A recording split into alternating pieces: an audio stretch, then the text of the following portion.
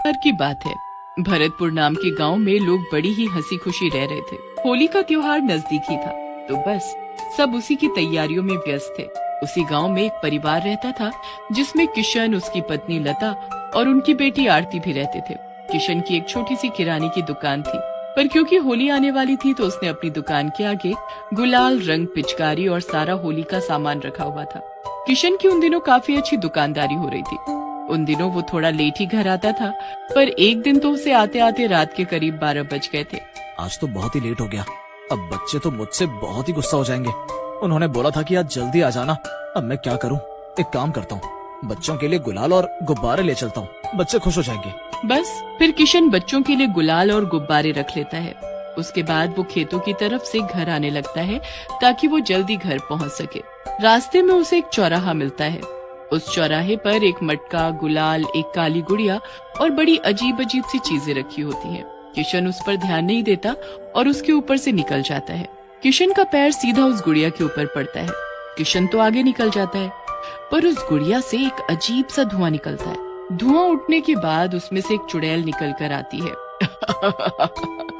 मैं आजाद हो गई, मैं आजाद हो गई। चुड़ैल उस गुड़िया से आजाद होकर बड़ी खुश हो रही होती है। फिर उसे अपने सामने किशन जाता हुआ दिखता है, जिसके हाथ में गुलाल की थैली होती है। गुलाल, रंग, अरे वाह, मजा आ गया। इस बार मैं भी होली खेलूंगी। चुड़ैल रंग गुलाल देखकर बड़ी ही खुश हो जाती है। वो चुपके से किशन की थैली से सारा गुलाल निकाल लेती है। फिर वो उसको खोलकर हवा में पागलों की तरह उड़ाने लगती है। उसके बाद वो बचा हुआ गुलाल अपने मुंह पर मल लेती है। होली, होली, मैं मनाऊंगी अब होली। उस रात चुड़ैल अपने मुंह पर रंग गुलाल लगाकर किशन के पीछे पीछे लग जाती है। जब किशन घर पहुंचता है तो वो भी उसके घर तक आ जाती है। अब घर पहुंचकर किशन थैली में से बच्चों को गुलाल निकाल कर देने लगता है, तो उसे थैली में कुछ मिलता ही नहीं है। अरे, मैंने तो खुद अपने हाथों से इस थैली में गुलाल रखा था, कहाँ चला गया? अरे, क्या पता कहीं रास्ते में गिर गया हो। किशन और उसका परिवार सो जाता है और रात को चुड़ैल उसके ही घर में घुसी होती है। वहाँ उसको रसोई में बहुत सारी गुजिया रखी हुई मिलती है। अरे वाह, गुजिया, वो भी इतनी सारी, मेरे तो मजे ही आ गए।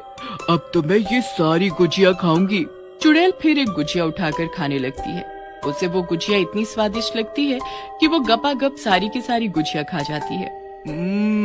बहुत ही स्वादिष्ट थी ये तो, मेरा तो पेट भर गया। अब तो मैं किसी पेड़ पर जाकर आराम से सोऊंगी। सुबह जब लता रसोई में आती है तो उसे वहाँ एक भी गुजिया नहीं मिलती। वो तो बड़ी हैरान होती है। अरे, अभी रात को ही तो यहाँ ढेर सारी गुजिया रखी थी, यहाँ तो एक भी गुजिया दिखाई नहीं दे रही। आखिर सारी की सारी गुजिया गई कहाँ? लता गुस्से में बच्चों को आवाज देती है। बच्चों, इधर आओ, सच सच बताओ, ये गुजिया किसने खाई? मैंने तो एक गुजिया भी नहीं खाई मम्मी, सच्ची। सबको बड़ी हैरानी होती है, पर वो कर भी क्या सकते थे। लता अब छत पर जाकर कचरी और पापड़ बनाने लगती है। चुड़ैल भी वहीं छत पर बैठी लता को देख रही होती है।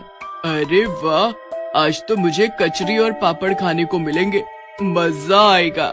लता पूरे दिन कचरी और पापड़ बनाती है और उसे शाम तक धूप में सुखाने के बाद उनको तल कर डब्बों में भर देती है। बच्चे जब उससे पापड़ मांगते हैं तो वो उनको डांट देती है और एक भी पापड़ नहीं देती। वो डिब्बों को बच्चों से छुपा कर रख देती है, पर चुड़ैल को तो सब पता होता है कि डब्बे कहाँ रखे हैं और वो सबके सोने के बाद फिर से रसोई में आती है और सारे डब्बे निकाल कर बैठ जाती है। इसने कैसे सोच लिया कि ये डिब्बे छुप सकते हैं, वो भी मेरी नजरों से? कभी नहीं, मैं अभी आकर देखती हूँ कि आखिर ये बने कैसे हैं। बस फिर चुड़ैल कचरी और पापड़ खाना शुरू कर देती है। उसे तो वो भी इतने स्वाद लगते हैं कि थोड़ी सी देर में वो उनको भी सफा चट कर देती है और फिर से जाकर पेड़ पर सो जाती है। अब अगले दिन जब लता रसोई में जाती है तो उसे वो डिब्बे खाली रखे हुए मिलते हैं। हे भगवान, ये डिब्बे तो पापड़ और कचरी के हैं, इसमें से पापड़ और कचरी कहाँ गए? आखिर कौन यहाँ आकर सब खा रहा है? लता फिर बच्चों से पूछती है और उन्हें खूब डांटती है, पर बच्चे बार बार यही बोलते हैं कि उन्हें तो पता ही नहीं था कि कचरी और पापड़ रखे कहाँ हैं। लता अब तो बिल्कुल परेशान होकर बैठ जाती है। रात को चुड़ैल रसोई में रखी चीजें खा जाती और पूरा दिन वो किशन के साथ बाहर घूमती या दुकान पर रहकर वहाँ काम करती रहती। कितनी बार लोग किशन को देखते कि किशन अपने मुंह पर रंग लगाकर क्यों बैठा है। पर दरअसल वो चुड़ैल होती है जो उसके शरीर में दिन के वक्त कब्जा करके रखती है। उसे खाने पीने और होली का बड़ा ही शौक होता है। अब एक दिन किशन अपने भैया भाभी के घर होली देने जाता है। अब फिर से चुड़ैल उसके पीछे पीछे लग जाती है और उसके भाई के घर तक भी पहुंच जाती है। किशन जैसे ही वहां पहुंचता है तो उसकी भाभी उसके लिए खूब सारा खाने का सामान टेबल पर रख देती है। उसमें ढेर सारी खाने की चीजें और मिठाई ही मिठाई होती है। पास में गुलाल और रंग भी रखा होता है। चुड़ैल तो ये सब देखकर पागल सी हो जाती है। वो तुरंत किशन के शरीर में प्रवेश करती है और अपने मुंह पर रंग मलने लगती है। अरे तू ये क्या कर रहा है? मुझे होली खेलनी है। सारा रंग अपने मुंह पर लगाने के बाद किशन के अंदर की चुड़ैल खाना शुरू कर देती है। वो एक के बाद एक मिठाई खाना शुरू कर देती है। किशन के भैया भाभी उसे देख एकदम भौचक के रह जाते हैं। अरे भैया, आप आराम से खाओ ना, जल्दी क्या है? अजी, मुझे कुछ गड़बड़ लग रही है। भैया कितनी अजीब आवाज में बोल रहे हैं, पहले जब आए थे तो ठीक थे। किशन सारा कुछ खाकर खत्म कर देता है और बिना कुछ बोले वहाँ से चल देता है। उसके भैया भाभी भी डर के मारे कुछ नहीं बोलते। ये बात हमें लता को बतानी होगी। किशन का बड़ा भाई उसके पीछे पीछे जाता है। पूरे रास्ते वो उसके ऊपर नजर रखता है।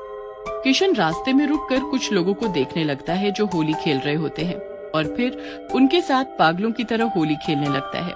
किशन के भाई को कुछ समझ नहीं आता। वो जल्दी से उसके घर पहुंचता है और लता को सारी बात बताता है। भैया, वो यहाँ भी अजीब सा बर्ताव कर रहे हैं। बच्चों को खेलने नहीं देते और उनके गुब्बारे खुद मारने लगते हैं। सारा गुलाल और रंग खुद पर मलने लगते हैं। किशन पर किसी भूत चुड़ैल का वास है। हमें ऐसे कहीं दिखाना होगा जल्दी, वरना एक बार होली का दहन हो गया तो इससे पीछा छुड़ाना मुश्किल हो जाएगा। बस जैसे ही किशन घर आता है वो उससे पहले एक तांत्रिक को घर बुलाकर रखते हैं जो घर में सारी तैयारी करके रखता है। ये सब क्या है? ये किसने किया? कौन है तू? तू बता, तू कौन है और यहाँ इस घर में कैसे पहुँची? आखिर तूने इसके शरीर पर कब्जा क्यों किया? ये सुनकर चुड़ैल किशन के शरीर से बाहर आ जाती है। अब तुझे पता चल ही गया है तो तुझसे क्या छुपना। मुझे तो इस किशन ने आजाद किया, तो अब तो मैं इसी के साथ रहूंगी। इसने तुझे आजाद किया? हाँ, मुझे तो कैद कर दिया उस गुड़िया में और छोड़ दिया था चौराहे पर किशन ने मुझ पर पैर रखा और मैं आजाद हो गई। मैंने कितनी बार बोला था इनको कि चौराहों से देख कर निकला करो, पर ये तो मेरी सुन।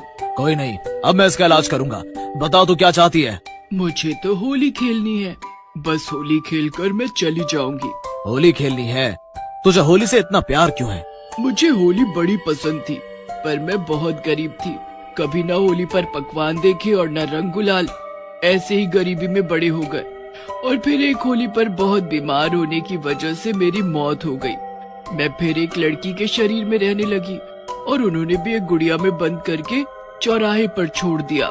फिर जब किशन ने उस गुड़िया पर पैर रखा तो मैं आजाद हो गई। पर तू ये ठीक नहीं कर रही। तू अब चली जा इसे छोड़कर। ये तेरा घर नहीं है और ये तेरा शरीर नहीं है। नहीं नहीं, मैं कहीं नहीं जाऊंगी, यही रहूंगी, होली मनाऊंगी।